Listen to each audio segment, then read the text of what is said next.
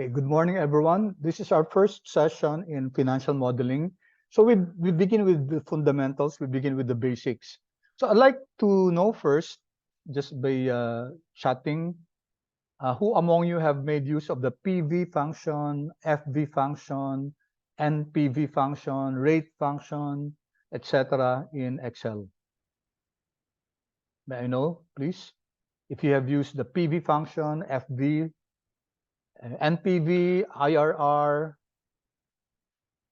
those functions that are mostly used in as far as time value of money is concerned. Yes, thank you, Fuji. How about the others? You may be. I suggest that you be candid about it. No problem in you not knowing. Thank you. Thank you, Christian. Thank you, Richmond. Okay, just as I suspect, some finance students have not encountered this. Not because of not because it's your fault, but it's because maybe it was not introduced to you in your previous subjects. So when I handle FMD FINA, I make sure that these functionalities are known well by students. All right, so let's do this. Let's. There are several worksheets here, which we're going to tackle in the next few sessions. Okay, let's start with a very basic one: the time value of money. Now, time value of money, we will not go into the basics of what time value of money is. I'm sure you know it very well since you're fin students. We're just going to make use of the functionalities in Excel. So I wrote here the formula. Okay.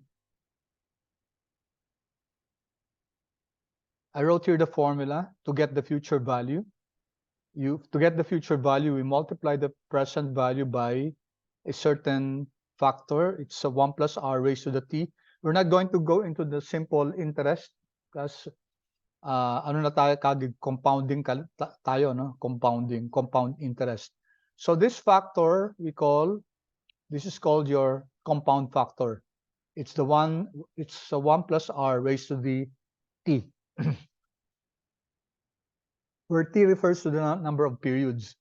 The reverse is, if you're going to compute for the present value, it's the future value times 1 plus r raised to the minus t.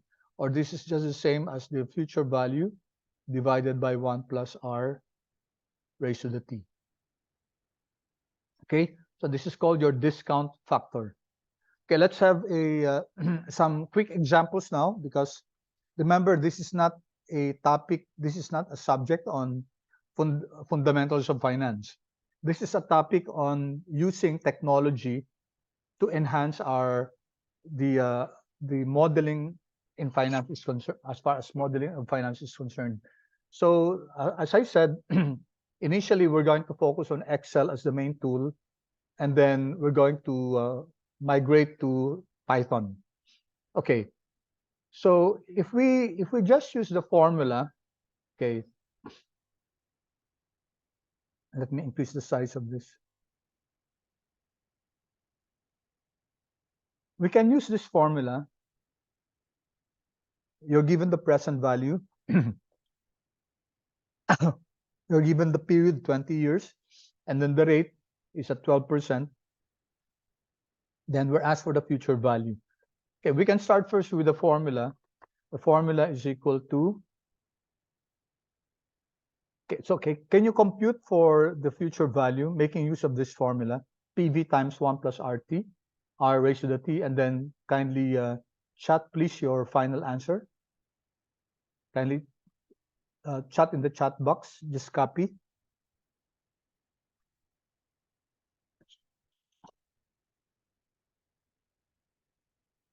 Using the formula, using this formula. Okay, I'll give you a few seconds to compute that.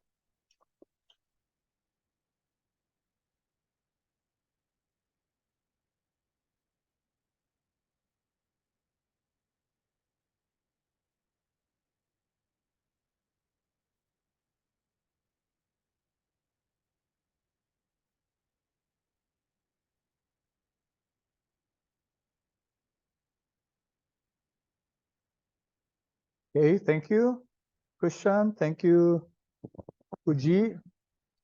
Richmond, parang kinulang yung ano, they use 1 million. 1 million present value natin, ha? Okay. So, by the way, I'm going to stop share. Then,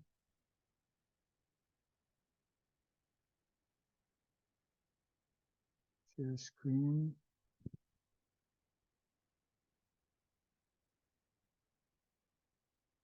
Saan na yung share?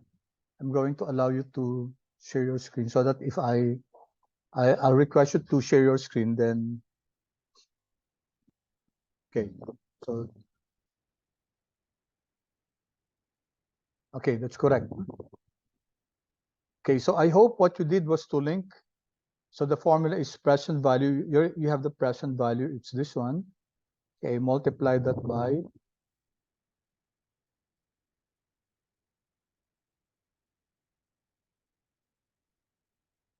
our our rate is this one. And then for exponentiation, we use shift 6 or caret, right? To the 20th power. So we have 9646,293, which is you're correct. You are correct. That's the future value. So if we're going to use Excel, there's a function called FB. So let's write here FB. Okay. Before you when you type FB, let me repeat that FB, and before you write the parentheses, you'll have here a description of what this function is. It returns the future value of an investment based on periodic constant payments and a constant interest rate. So it can compute for the future value if there is constant payments, okay, and also a constant interest rate. In our case, there's no constant payments, periodic constant payments. It's just one single payment at the start of the period. Okay, so if we use this function,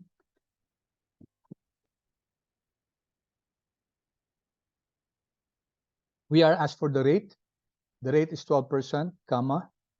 The N per, what's the N per class? Okay, unmute na lang, ha, para unmute na lang yung sarili nyo instead of typing. Christian, what's the N per? No idea, sir.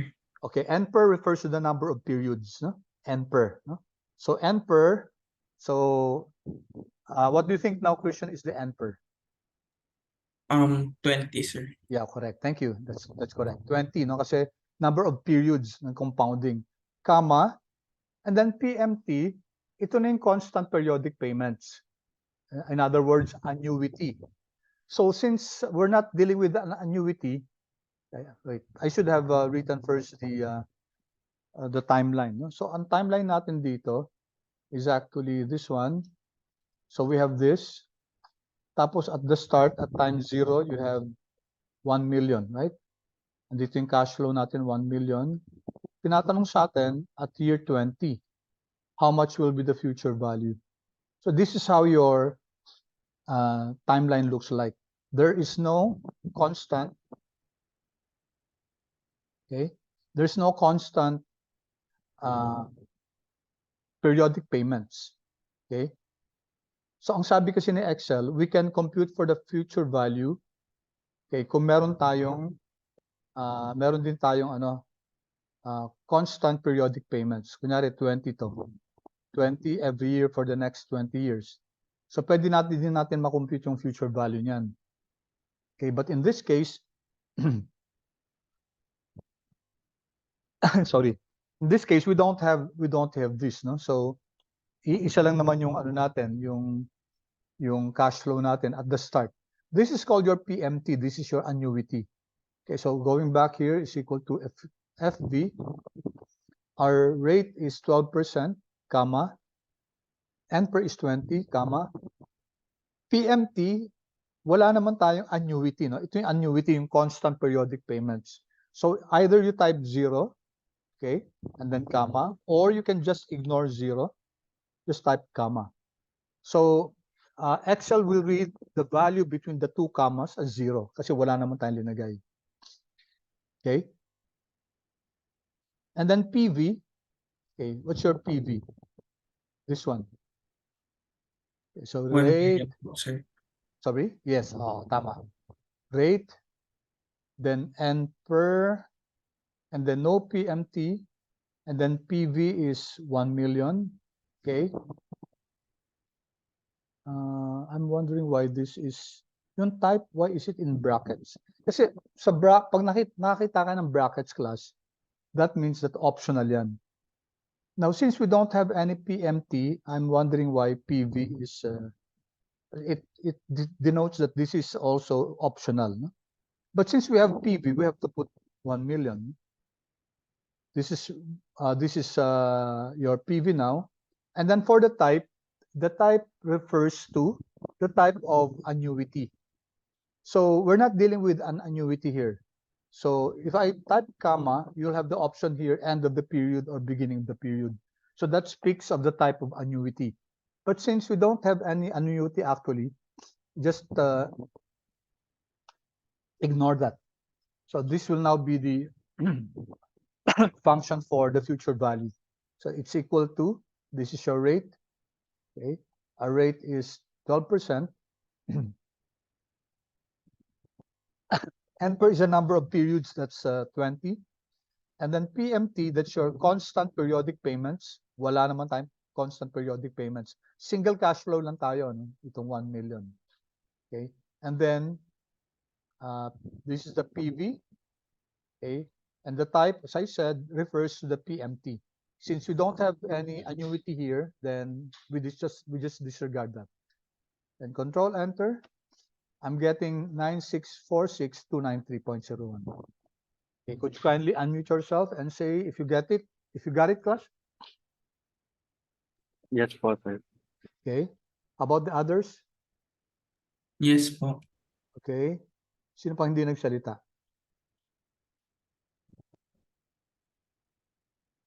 Who else?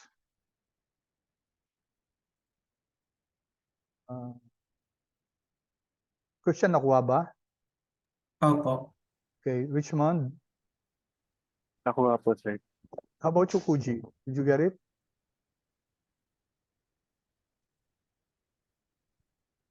Kuji, nakuha ba?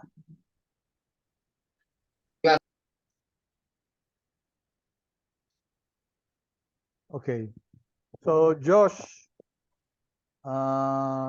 nasa, ano na, I hope you don't mind, class, me directing Josh where to get the file. Punta ka, Josh, sa ano natin, sa Canvas, andun sa module. Thank you po, sir. We'll give you a few seconds to catch up kasi simula pa lang naman.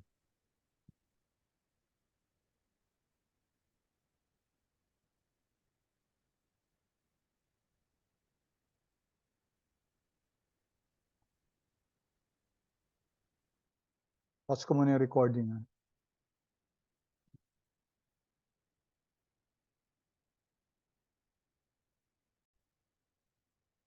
Okay, so as I was saying, okay, let me revert to the original answer. You will get here a negative answer if we use the FD function. The answer is opposite the direction, cash flow direction of the present value, because Excel is very particular about the direction of the cash flow. At the beginning, we have a cash inflow. So either it could either mean that we loaned, okay, we borrowed 1 million. Of course, at the end of the 20-year period, assuming a 12% interest rate, we're going to pay this loan of 1 million. That's why it's negative. Excel defaults into the opposite direction. And as I said, we're not really looking at whether it was a loan that we made a loan or we invested it in an instrument. We just want to get the equivalent value. So either I put here a negative, okay, or I put here a negative here in the present value. I just put a negative here before the future value. So we now have 9646293. Okay. Now here you can see, you'll see here the power of compounding. So this is 20 years, what about if it's 30 years, or what about it's 40 years? What will happen? So let's use the Excel function. So this will be equal to, I'll just put a negative here, negative FV. The rate is 12%, comma, NPER is 30, comma, no PMT, present value is 1 million. Okay, and ignore the type. Okay, you can now see that a difference of 10 years, okay, a difference of 10 years led to a exponential increase in the future value. Okay, so the relationship between in a compounding interest, as you can see, this is not linear. Okay, the presence of the exponent t there indicates that the relationship between future value and the future present value, or present value and the future value, is exponential. And if it's 40 years, okay, if it's 40 years, let me just copy this formula, Control C. I can copy it because the position of the values are the same, Control V.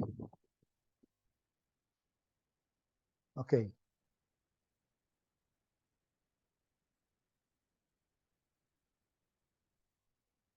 So it's 93. So you double the years, 20, make it 40. If this is an investment, then your 9.6 million will become 93 million. So it's not a doubling of the value. Okay. Right? Any questions so far? Are you able to follow? Notice that I'm speeding up a bit, class, because these are basic functions. Are there any questions? None po. Okay. Thank you, Kuji. How about the others? None po, sir. Okay, good, good. I hope you were able to get this. No? So let me just ask you this question. Again, these are tools that we can use in Excel. Now, if I ask a question, how long will it take your money, your 1 million, to double if you have 12% interest? Okay, could you, I'll give you a few seconds to answer that, whatever way you do it. And then I'll show you a tool in Excel that we can use.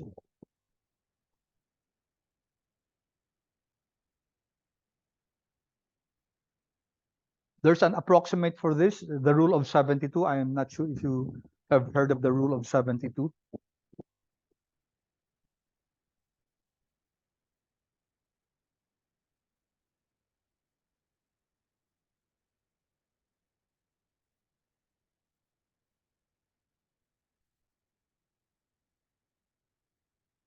So kindly chat, please. How long will it take the money to double? Yung 1 million natin, how long will it take to become 2 million if the rate is 12%?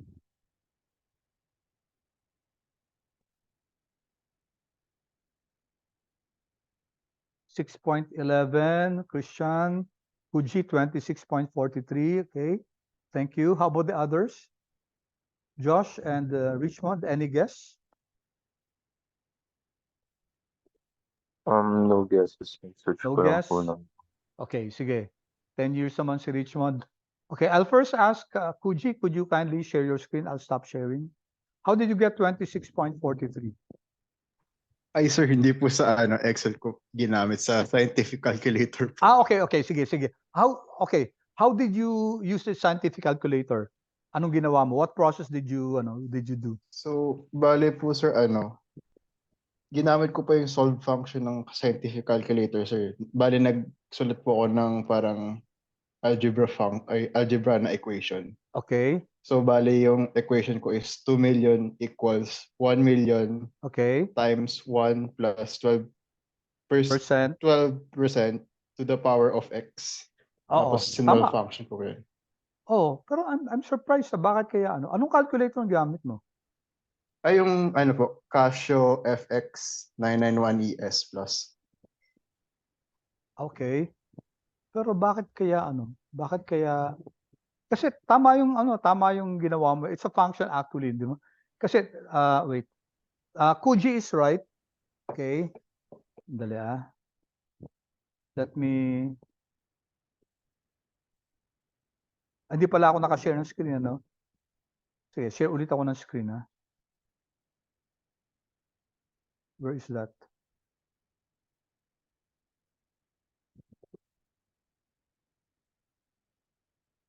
Is my screen sharing? No,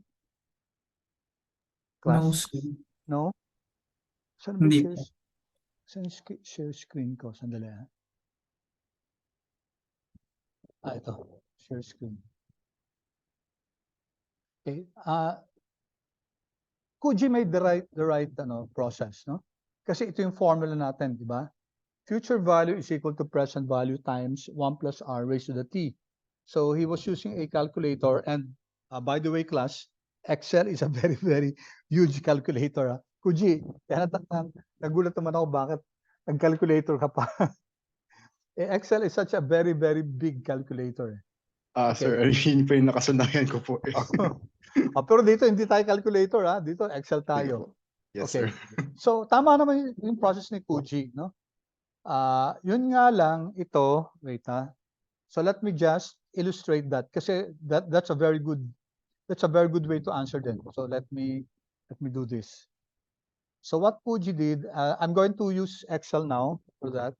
Sabi niya, di ba kasi ito yung formula natin, future value is equal to present value times 1 plus r raised to the t, di ba? If we're going to use that, the future value is 2 million, right? And the present value is 1 million. Tama siya, no? Ang R natin is 12%. 12%. Therefore, ito na lang yung problem natin, T. Okay, let's simplify this first. And 2 million divided by 1 million, that's equal to 2 na lang, di ba? Tama ba, class? If we divide everything by 1 million, this will reduce to 2. Is equal to 1.12, right? 1 plus 12%, that's 0.12, is equal to T. Okay, so how do we compute for T? Using this, mathematically, but still Excel. How do you compute for T, class? Anyone? Logarithm, sir. Correct. We get the log, no? We get the log. So we get the log of 2 is equal to log of 1.12 to the t becomes t. I hope you have not forgotten your principles of logarithms. Okay, therefore our t now becomes log of 2 divided by log of 1.12. Could you kindly check, class? What's the log of 2 divided by log of 1.12?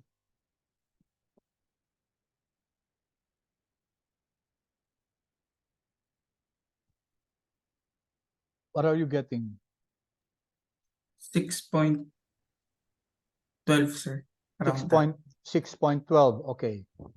Did you get 6.12, everyone? 6.11. Okay. All right. Thank you, Kuji. How about kayo, Josh, at saka Richmond? Gawin niyo yung t is equal to log 2.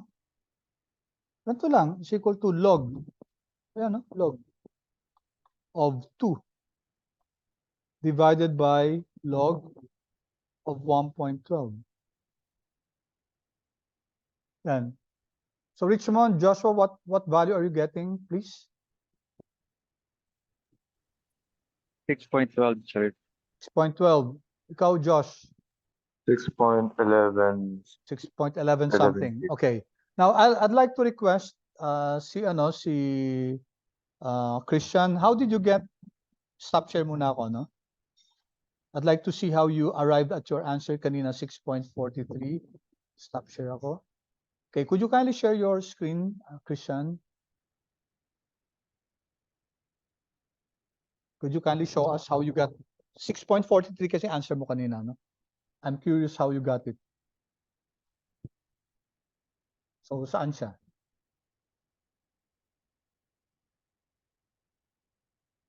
Wala kang solution?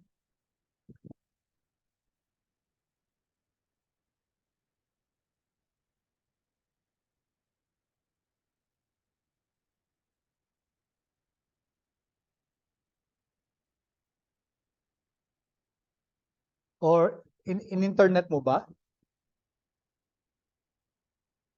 Naghanap ka ng calculator sa internet?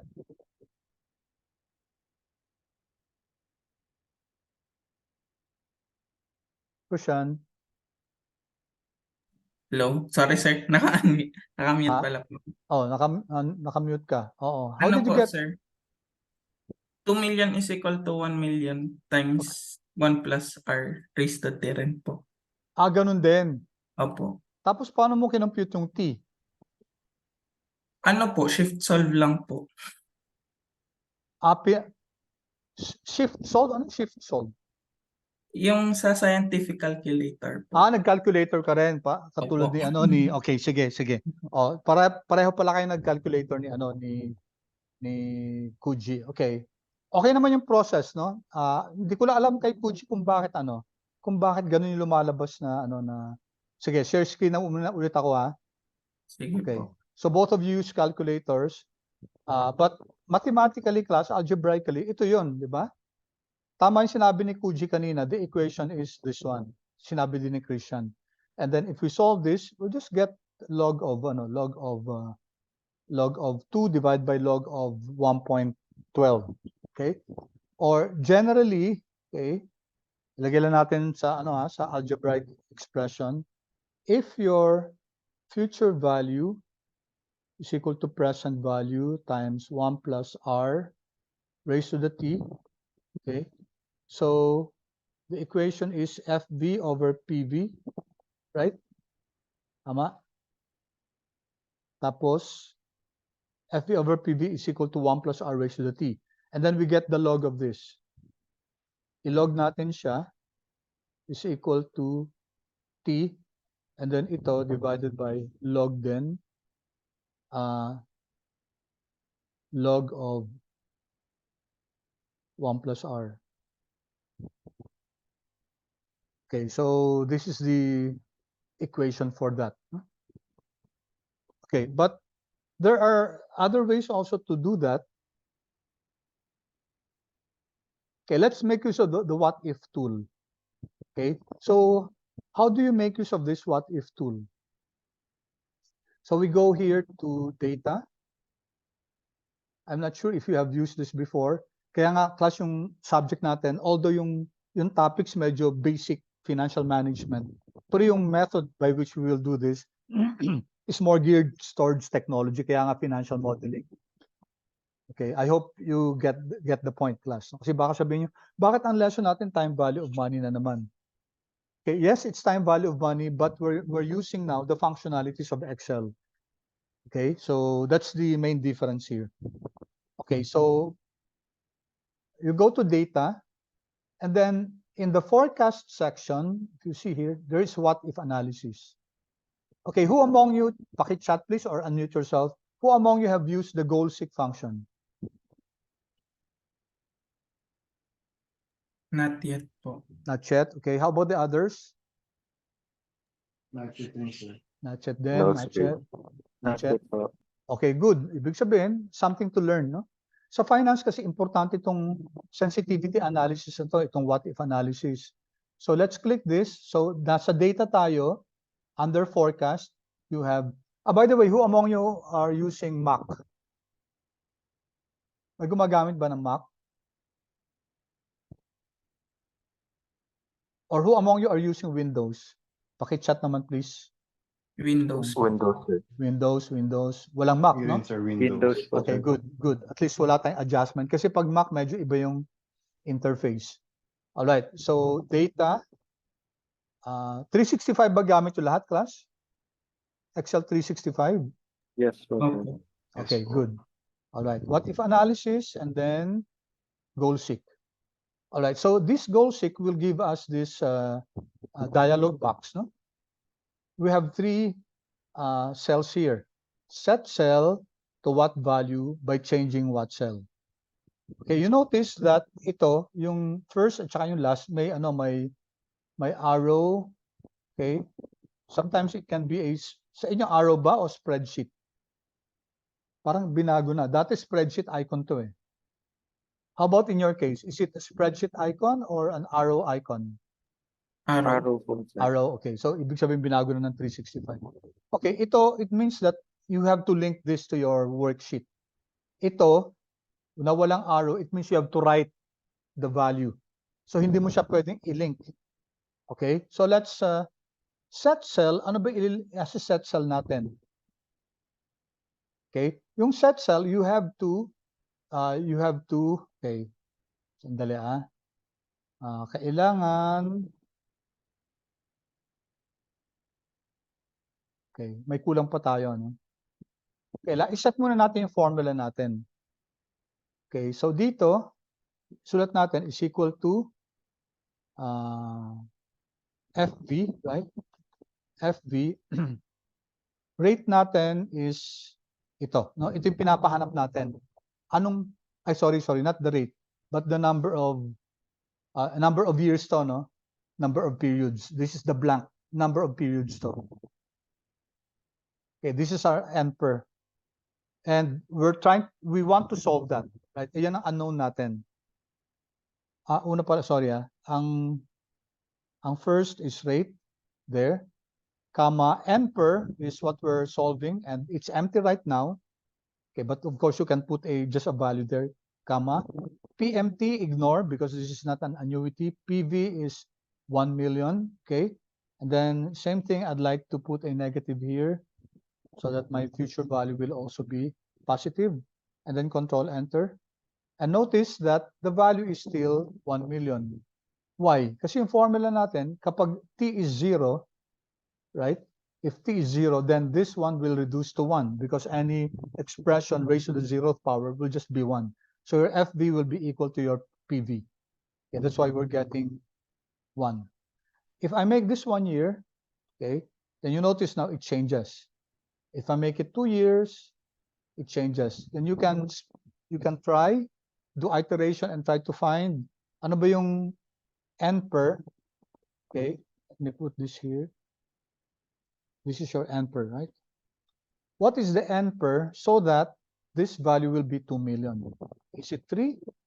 Is it 4? Kulang pa? Is it 5? So you can iterate this, but you'll be 6, hindi, no, 7, sobra na. So you know it's between 6 and 7. But that can be very difficult kasi between 6 and 7 is an infinite continuum. Kasi pwedeng 6.00001, no? Etc. Yeah, oo, sige. Okay, Kuji, yeah, I understand. So Kuji is asking permission. Yeah, go ahead, go ahead. Anyway, naka-record naman to, no? Okay, so how do we do that, class? No? So we use the what if analysis, and then goal seek. Okay, set cell natin, ano isi-set natin? Ano isi-set cell natin, class? What do you think? Yung kung saan po yung kulay green, yung H12, sir. H12. Okay, tama, no? I-set natin to, yung may formula na to na future value. Okay, to what value? 2 million, sir. 2 million, correct. 1, 2, 3, 1, 2, 3. So sabi natin, gawin niyang 2 million to, no? By changing what cell, yung number of years, ito. Okay? Control Alt print screen para makopy ko lang. Okay. So you can now see set cell, ito. Okay. So this should contain a formula, no? To what value? 2 million by changing cell the N per. All right. If I press OK, and you notice that it iterated, no? Yan. Just control B ko lang. What happened? Okay. Yan. Kanina, no? So, yan ko lang po for your reference. Okay. Any questions, class? So the answer is 6.12 if we round it to the 2 decimal places.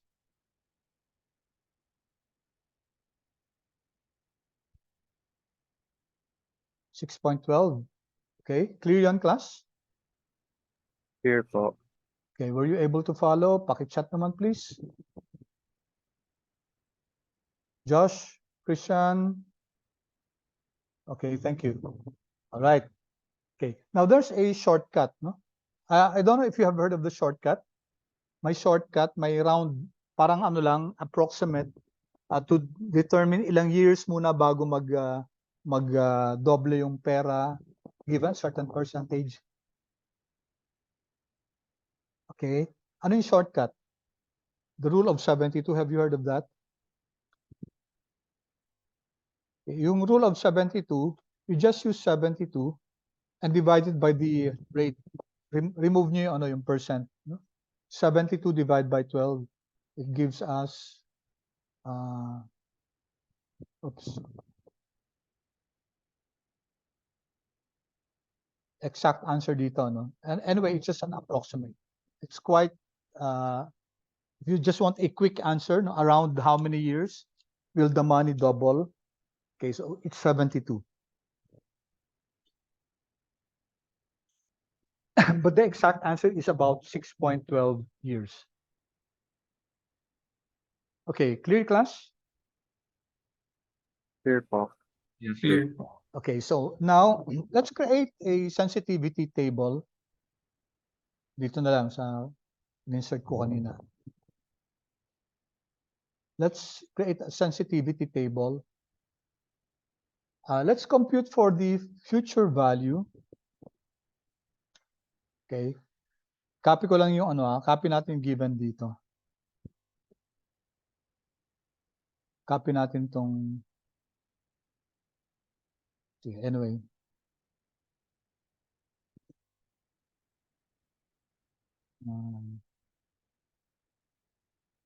Anyone here?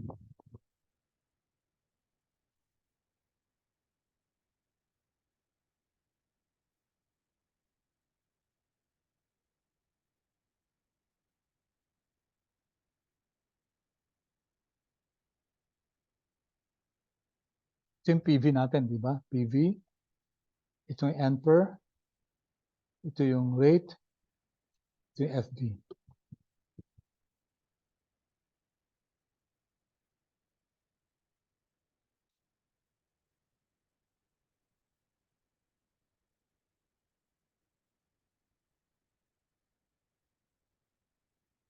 Okay, so what we want to do is to create a plot where we compute for the present value, future value, if the years are for several years. Okay, so lagyan natin dito N per, and then dito ito yung FV. Okay, so let's create year increments of 5 na lang, or increments of, sige, increments of 5 years, or and then up to 100 years. How do you create a shortcut? Kunyari from year 0, tapos 5, tapos 10, hanggang 20, hanggang 100. A moment, class.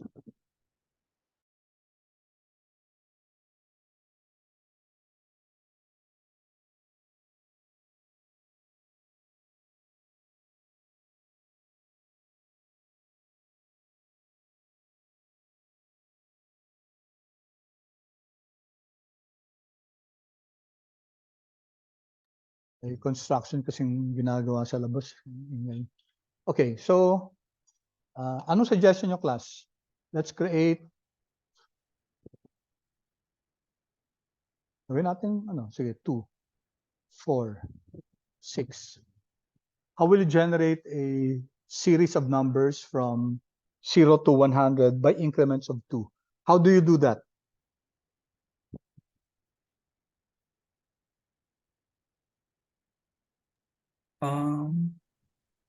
Zero. Ay, ano, sir? Ang ginagawa ko po dyan is yung sa next row is, kunwari, gusto ko ng increments of 2. Yung previous na cell index plus 2, tapos ida-drag down ko lang. Okay, pwede yun, no? 0 plus 2, pwedeng I i-formula mo. mean, opo. Oo. Kunyari, ang Formula sinasabi ni mo. Christian dito is equal to 0 Yung previous. Tapos plus 2, di ba? Opo. Ayan, tapos i-drag na lang hanggang 100.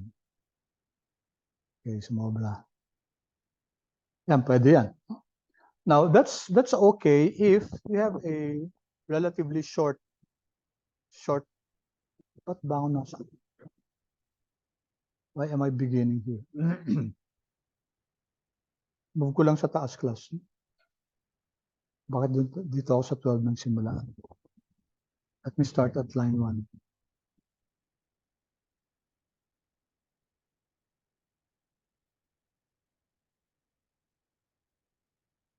Okay.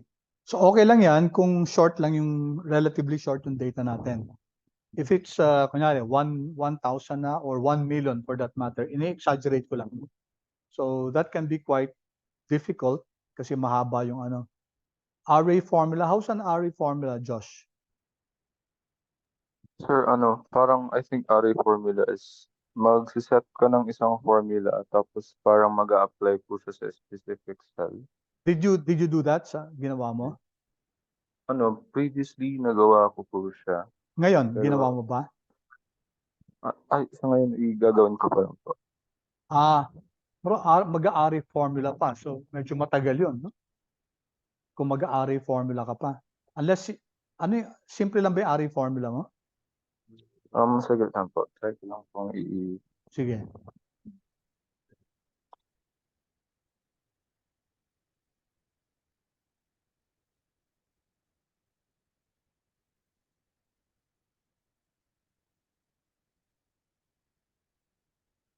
Okay, yung sinabi ni Christian, okay yan, no? No, tama naman yan eh. Ang ano lang yan, ang limitation, if you're creating a series that's quite huge, kasi medyo mas mahirap mag-drag kung tall yung series natin. Imagine if you're generating from 0 to 1 million, di ba? What do you think, Christian? Is that a sound sa tingin mo yung sinabi ko, ano siya, yung make sense naman na mahirap siya kung tall yung data? Pag ganun, sir, nag-visual basic na po ako. Mag-VBA ka na. Wow. Opo. Okay, pwedeng VBA, pero class, may mga functionalities naman si Excel na na hindi natin kailangan mag-VBA. Sige, gawin natin to. Okay. This is good kasi ibig sabihin, may mga functions pa ni Excel na hindi nyo pa natatap. No? For example, ito. Magsisimula ako sa 0, tapos I'd like to generate, sige, gawin natin as a trial, 0 to 1 million. Okay? Kasi dito sa home tapos editing, meron naman dito eh. Kita nyo to, class? Ito yung fill. You can use this fill. Ayan. Okay? Fill tapos series. Fill tapos series. So if you take a look at this, so is a series in rows or in columns? So pababa siya, gusto natin in columns. And then type, so pwede rin ditong may growth rate tayo. Date pwede rin, or autofill. Kung date naman, ito, day ba, weekday, month, year. Okay? Okay, so ang step value natin, step value is the increment. So kung 2 siya, tapos ang stop value natin, 1, 1, ito. 1, 2, 3, 1, 2, 3. Yan, 1 million class. 1 million.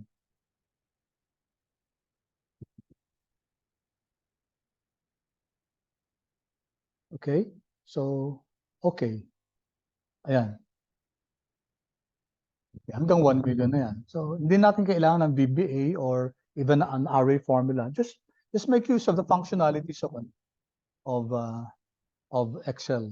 So, Sir, pwede Yes? po ulit po, medyo na-miss ko lang po yung yung Sorry? kung paano yung sa health po.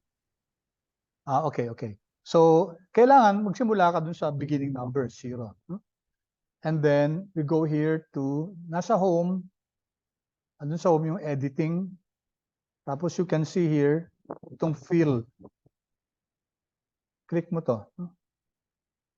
And then we're filling a series. So this brings us this dialog box. Ang series ba, naka row wise ba, to going to the right ba? or is it going down? So it's going down, kaya columns tayo, ano, pababa. Tapos ano yung type na to? Hindi naman siya growth rate, linear lang siya, no? Linear. Ito, pwede ka rin mag-fill ng date, no? And then kung kunyari, date, if type ko dito, so, yeah, maglalagay siya kung day, o weekday, o month, o year. Okay, linear lang. Okay, and then step value, I want it to be in terms of 2. And stop value, okay, 100 in our case, no? 100. You can make this 1 million. Kanina I showed if this is 1 million, then 1 million yung ano yan, yung observations, yung rows. All right, okay. There you go. 100 na, no? Very simple lang naman na ano na. So no need to use very complex or complicated, no? Christian, o BBBA ka pa, no? Hindi na po. Oo. Pero ano din naman, tama din naman 'yun siyempre kung alangan naman i-manual mo, no, 'di ba? So instead of doing a manual task on that, talagang mas maganda i-VBA na 'yan. Okay, simple lang din naman yata sa VBA 'yan. Gosh, I've forgotten yung VBA ko. For loop Ilang po. sir. ilang dekada ko na yata, almost 10 years ko na yata hindi na nagamit yung ano, Excel VBA. Dati yun ang ginagamit ko, pero when I started using R, wala na. Tapos pag ganyan skill kasi, pag hindi mo nagagamit, wala na eh, nakakalimutan mo na eh. And there was even times before when Microsoft planned to stop supporting yung Excel VBA. No? Pero hindi naman siya nag-materialize. Akala ko nga mawawala na yung ano, Excel VBA. Mahirap din kasi ako medyo I must admit na hindi rin ako nadalian sa Excel VBA. Ikaw, Christian, nadalian ka ba? Hindi po, sir. 'Di ba no? Medyo hindi siya Hindi po siya user-friendly. correct. Unlike Python, 'di ba? Opo. Ngayon daw po yung Excel i-incorporate na rin daw po yung Python. Oo, incorporate na. Pero hindi ko pa nakikita yung labas eh. Beta version pa lang yata, but they have incorporated they're really positioning Excel to be a imagine Python ka, tapos may Power Pivot, may Power BI ka. Grabe. Parang parang kompletong-kompleto na si with the inclusion of Python. Pati nga dati pa I've been hearing of moves to also incorporate R. Imagine pag na-incorporate na rin si R at saka si Python. Kasi si R, yung R Studio, pwede ka nang mag-Python dun eh. But that's the R Studio, yung IDE yan. Okay. So let's now compute for the future value. Lagyan natin dito future value. Is equal to FV. Okay. Ang rate natin is 12%. Diba? We have to fix this. Paano kayo mag-fix ng cells? Alam niyo na ba yon? Raymond, which one pala? $20. Yeah, dollar, no? So, Anong pine-press mo? sir, hindi pa po ako aware po dun sa... Okay. Oh. So, yung pag fini-fix natin, okay, we use yung ito yun Yan. So what key am I pressing? Pare-pareho naman kay Windows, no? Anong pine-press ko, class? Shift 4, sir. Ha? Shift 4. F4, yeah, correct, no? F4 to, no? Yan. So, if I link it to P6 and then I press F4, yan, it will move on to different cell references. Ito yung original P6. Next is this one, $P, $6. Ano ibig sabihin ng $P, $6? $P, $6 means yung character na sinusundan ng dollar, i-fix na yun. Bakit finifix? Ginagamit to pag yung formula gusto natin maging correct for the other cells. Kasi if we're going to copy the formula to other cells, okay, pag hindi natin i-fix to, tingnan natin F4 ulit. Okay, let me do this first. And then ano yung end pair natin? Ito yung end pair natin for this particular future value, no? PMT, di ba, ignore kasi wala naman to annuity. And the present value is 1 million. No? Okay, take a look if I'm not going to fix anything. Control Enter. Okay, gawin ko palang negative to. Negative. Okay, para maging positive siya. Tapos, i-format ko na lang, Control 1. Tanggalin ko yung dollar sign. I don't need the dollar sign. Number. None. Okay. Ito na lang. Wala namang negative dyan. Okay. So, ito yung formula natin, di ba? FV. P6 rate at 12%. S2 is the end per dito. P4 is the present value. Now, I cannot copy this formula down. Yan. Error tayo niyan. Okay, bakit? Kasi, tingnan nyo, yung sa year 2, negative FB, naging, yung ano natin, yung rate natin, naging 30 na. Diba? Yung N per tama, ito lang. Yung PMT natin, yung PMT natin, wala pa rin. Pero yung PV natin, yung PV natin naging ano na, P5.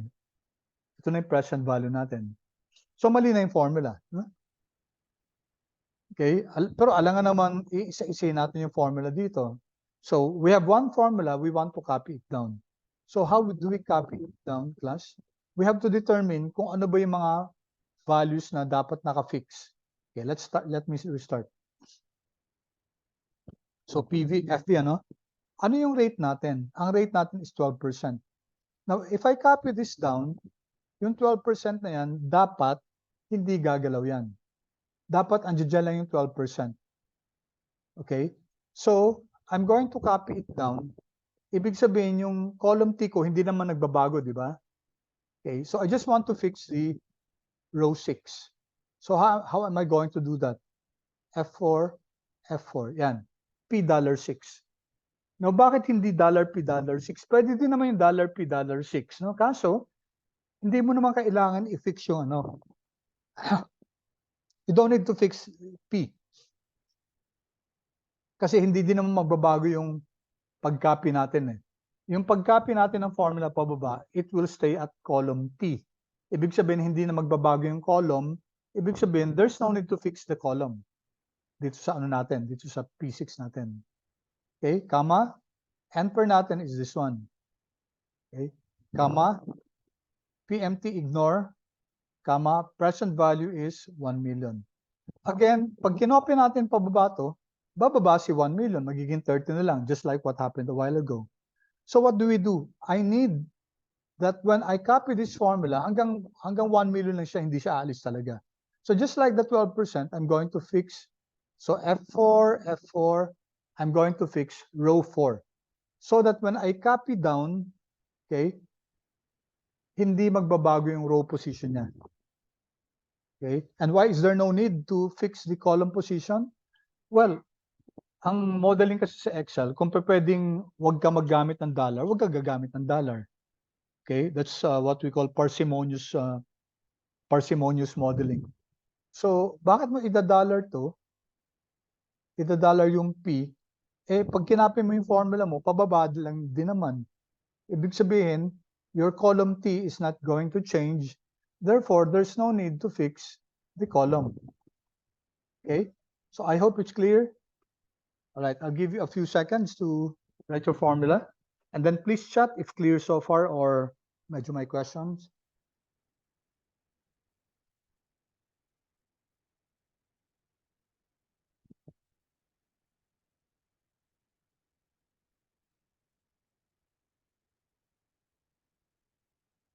Okay, let me see.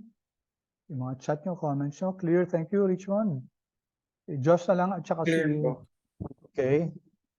Sino pa? Si Josh. Yes, sir. Sure, ah? Sure? Yes, sir. Control, enter. So 1 million. And then if we double click this, bigyan siya dito, double click. There. you can see here at year 100, 83 million na siya. No? So let's plot this.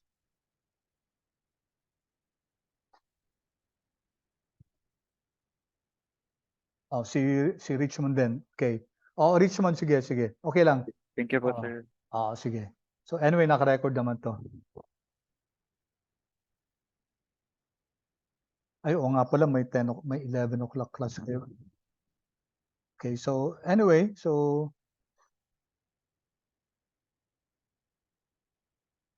i-plot natin to class, ito. Highlight natin, insert. I just want to show you the, let's just use this.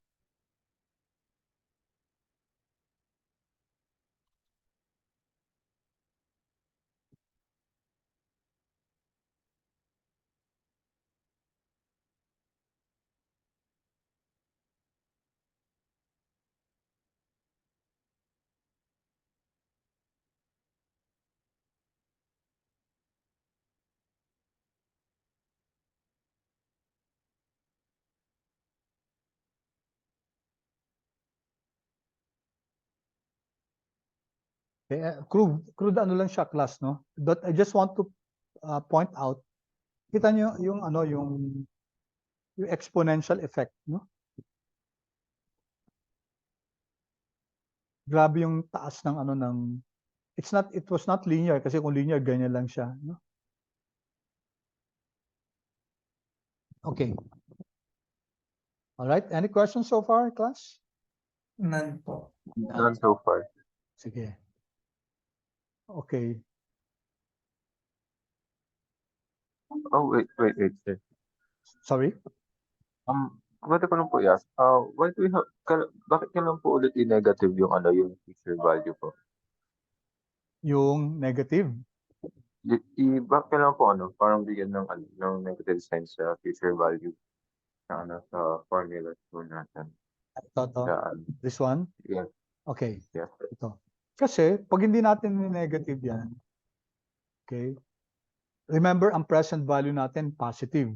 So Excel will read this as cash inflow.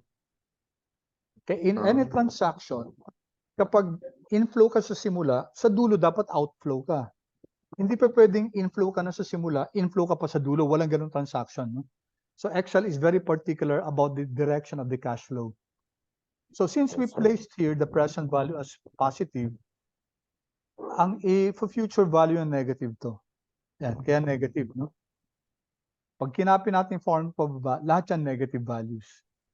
But this exercise is not all about that. It's just all about we're looking for the equivalent present future value. Okay? So we're not imposing that dapat we're not interested in the direction of the cash flow. We're just interested in the absolute value of the cash flow. So how do we do that? Tanggalin natin yung negative, no? Lagyan natin ang negative to. Diba? Or you can put negative here dun sa present value para yung future value natin positive. Either or, we just want to get the absolute value. Magkano ba yung value ng 1 million after 2 years, after 4 years? We're not interested, as I said, in determining kung loan ba siya, umutang ba tayo, or nag-invest tayo. Okay? Was that you, Christian? Okay, ikaw ba nagtanong na? Josh.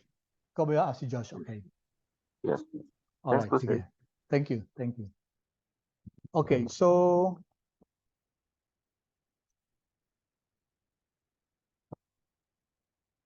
okay, let's go here. Ito naman reverse lang, no? Reverse. So kinuha ko lang yung yung 9 million na future value. So if you compute for the present value, dapat 1 million yan. Kasi equivalent cash flow siya. What do I mean by equivalent cash flows?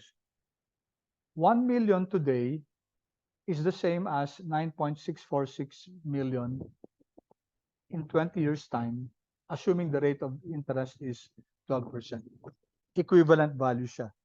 So, as to the question, anong mas gusto mo? Anong pipiliin mo? Yung 1 million ngayon o 9.646 million after 20 years, assuming the 12% interest. Anong answer niyo? Christian, ikaw, anong pipiliin mo? 1 million ngayon or 9.6 that value, 9.646 million after 20 years, assuming the interest rate is 12%. 9.6 9.6 million. Okay. Ikaw, Josh, ano pipiliin mo? 9.6, sir. 9.6 din. Actually, theoretically, the answer is indifferent tayo. We are indifferent. Ano ibig sabihin indifferent? It doesn't matter what you choose. Okay, bakit?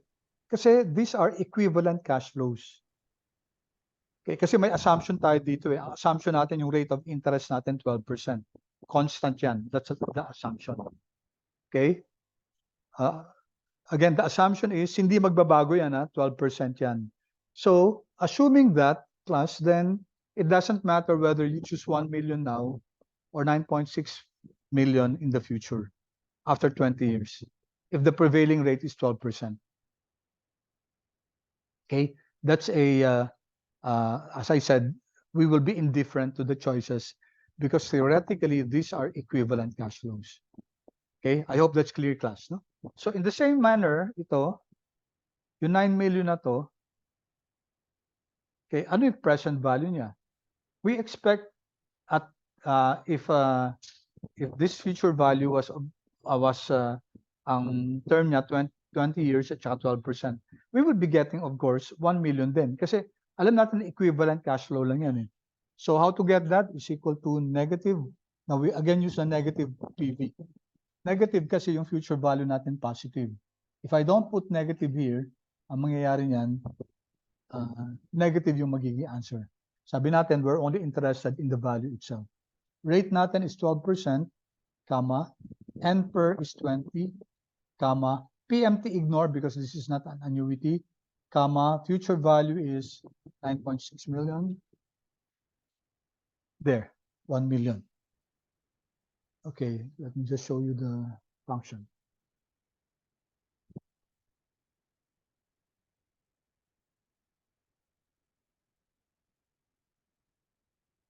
Okay, and if you're done, kindly chat or unmute yourself.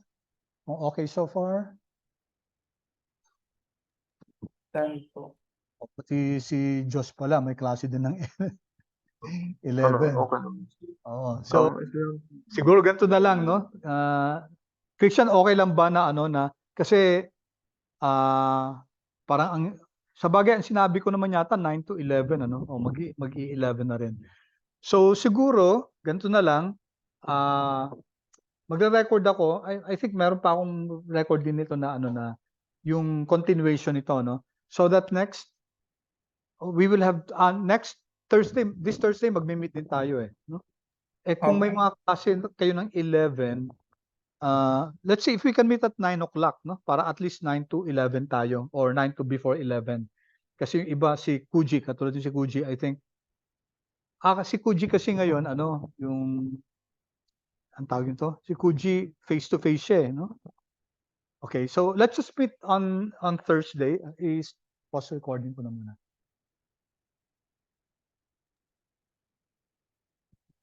Stop recording.